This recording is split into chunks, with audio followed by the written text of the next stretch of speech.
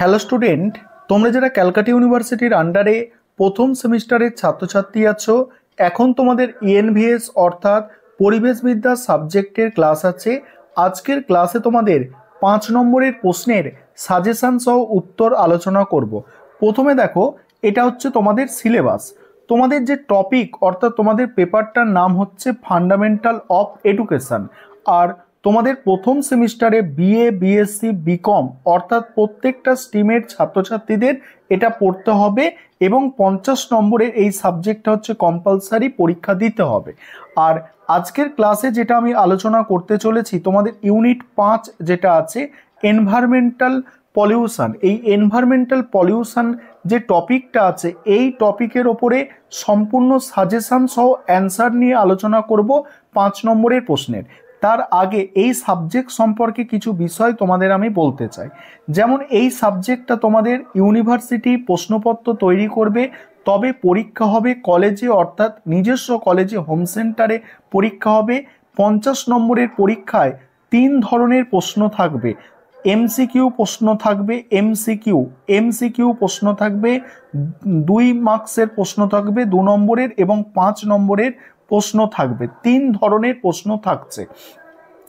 MCQ থাকবে 10টা, 2 নম্বরের প্রশ্ন থাকবে 10টা এবং তোমাদের 5 নম্বরের প্রশ্ন থাকবে কটা? 5 নম্বরের প্রশ্ন থাকবে 4টে, অর্থাৎ 4টে অ্যান্সার করতে হবে।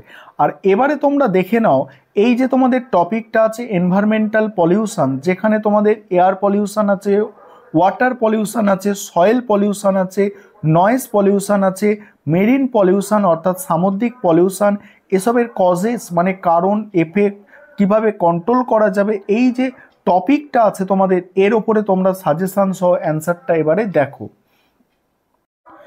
এবারে তোমরা সাজেশন সহ অ্যান্সারটা দেখে নাও। প্রথম প্রশ্ন কি আছে দেখো। প্রথম প্রশ্ন আছে 5 নম্বর ইউনিটের পরিবেশের বিভিন্ন প্রকার দূষণ সম্পর্কে আলোচনা করো। তোমরা তোমাদের সুবিধার্থে স্ক্রিনশট করে নিতে পারো। দেখো এখানে যে দূষণগুলো নিয়ে আলোচনা করা হয়েছে, বায়ু দূষণ, জল দূষণ, তারপরে আছে দেখো মাটি দূষণ, শব্দ দূষণ, ঠিক আছে। তারপরে দেখো পরের প্রশ্ন আছে বায়ু দূষণ, জল দূষণ, মাটি দূষণ, শব্দ দূষণ, সমুদ্র দূষণ এর কারণ ও ফলাফল। প্রথমে আছে দেখো বায়ু দূষণ। বায়ু দূষণ আছে, তারপরে দেখো বায়ু দূষণ আছে, বায়ু দূষণের প্রভাব আছে। নেক্সট আছে দেখো জল দূষণ, জল দূষণের কারণ আছে, 1-2 করে কারণ এইভাবে লেখা হয়েছে। তারপরে তার প্রভাব অর্থাৎ ফলাফল আছে। নেক্সট উপসংহার দিয়ে দেওয়া হয়েছে। তারপর দেখো মাটি দূষণ, মাটি দূষণটাও এইভাবে আছে দেখো। মাটি দূষণ সম্পর্কে কারণ ফলাফল এর মধ্যেই লেখা আছে। তারপরে পাবে শব্দ দূষণ, শব্দ দূষণের দেখো শব্দ দূষণের কারণ, তারপরে আছে দেখো শব্দ দূষণের প্রভাব অর্থাৎ ফলাফল। নেক্সট দেখো প্রভাব এখনো চলছে, শব্দ দূষণের প্রভাব এখনো আছে। তারপরে হচ্ছে দেখো সমুদ্র দূষণ, যেটা মেরিন পলিউশন তোমরা দেখলে। সমুদ্র দূষণের কারণ দেখো 1-2 করে আছে, তার প্রভাবও আছে দেখো, প্রভাব 1, 2, 3, 4, 5 এইভাবে প্রভাবগুলো আছে। নেক্সট প্রশ্ন যেটা আছে বিপজ্জনক বর্জ্য এবং মানুষের স্বাস্থ্যের ওপর ঝুঁকি, এই প্রশ্নটা আছে দেখো, তোমরা অ্যান্সারটা দেখতে পাচ্ছ। আর পরের প্রশ্নের অ্যান্সারগুলো আলোচনা করব, তার আগে একটা বিষয় তোমাদের বলার আছে। এই সাবজেক্টের ওপরে তোমাদের স্টাডি মেটেরিয়াল তৈরি করা হয়েছে। তোমরা যদি কেউ স্টাডি মেটেরিয়াল পারচেস করতে চাও, এই নম্বরে যোগাযোগ করতে পারো 912300005218। এই নম্বরে তোমরা যোগাযোগ করে স্টাডি মেটেরিয়াল পারচেস করতে পারবে। এই ধরনের টাইপ করা নোটস একদম তোমরা গুছিয়ে পাবে, যেখানে তোমাদের সিলেবাস সম্পূর্ণ কভার করা হয়েছে, যাতে তোমরা প্রত্যেকটা প্রশ্নের অ্যান্সার করে আসতে পারো। কারণ এই পরিবেশবিদ্যা সাবজেক্টটাই কিন্তু অনেক সাপ্লি আছে, এই সাবজেক্টটা কিন্তু খুব ভালো করে পড়তে হয়।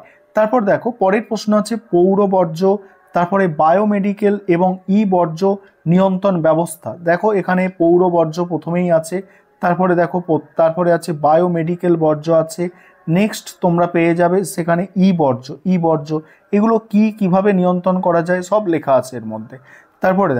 তারপরে টিকা আকারে যেগুলো তৈরি করতে হবে, বিশ্ব উষ্ণায়ন, জলবায়ু পরিবর্তন, ওজোন গহ্বর, পরিবেশের ওপর অম্লবৃষ্টির প্রভাব।